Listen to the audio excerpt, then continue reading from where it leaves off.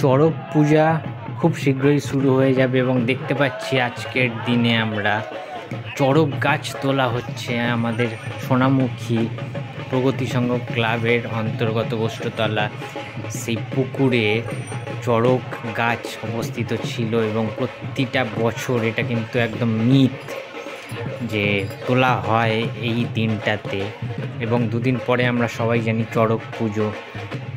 তো অসাধারণ একটা দৃশ্য, কিছু বাচ্চা ছেলে এবং কিছু দাদারা মিলে পুকুরে নেমেছিল। এই পুকুরে কিন্তু এই চড়ক গাছটা সারা বছর থাকে এবং এই দিনে তোলা হয় এবং তারপরে পুজো করা হয়।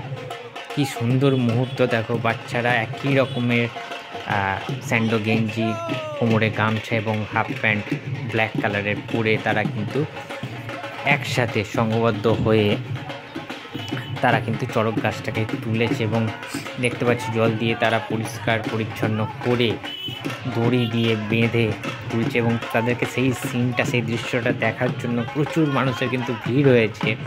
সোনামুখী চৌমাথা বাজারের একদম সামনের যে পরিবেশটা, সেখানে আমরা দেখতে পাচ্ছি একদম পাড়ার মধ্যে পাড়ার সব ছেলেরা এসছে এবং এটা সম্ভবত চড়ক গাছ, যেখানে ওটা চড়কতলা আমাদের ওইখানেই, তো সেখানেই এটা কিন্তু ঘোরানো হবে, চড়ক পুজো হবে সেইখানেই, সেই স্থানেই। এবং দেখতে পাচ্ছি কাতারে কাতারে লোক কিন্তু উৎসাহের সাথে, আগ্রহের সাথে এই অসাধারণ একটা মুহূর্ত প্রত্যক্ষ করছে, তারা দেখছে।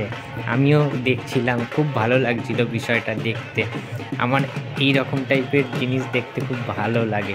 ঠিক আছে, কথিত আছে একটা সময় নাকি বাজনা সবাই বাজায়, কিন্তু সেই বাজনার ছাড়ায় বা সেই বাজনার ডাকে চড়ক গাছ নিজে নিজেই পুকুরের তলা থেকে একদম উঠে যায় নিচে, মানে উপরে উঠে ভাসে জলের মধ্যে। এইরকম একটা টাইমে হতো, এখন সেটা হয় কি না আমি ঠিক জানি না, কিন্তু এই চড়ক পুজো বা চড়ক গাছের অনেক ইতিহাস রয়েছে, অনেক কিছু জানা যায় ইতিহাস পড়লে।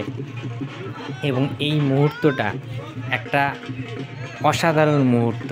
যারা যারা শিব ঠাকুরের ভক্ত, যারা যারা মহাদেবের ভক্ত, আর সবার জন্য অনেক অনেক শুভেচ্ছায় রইল।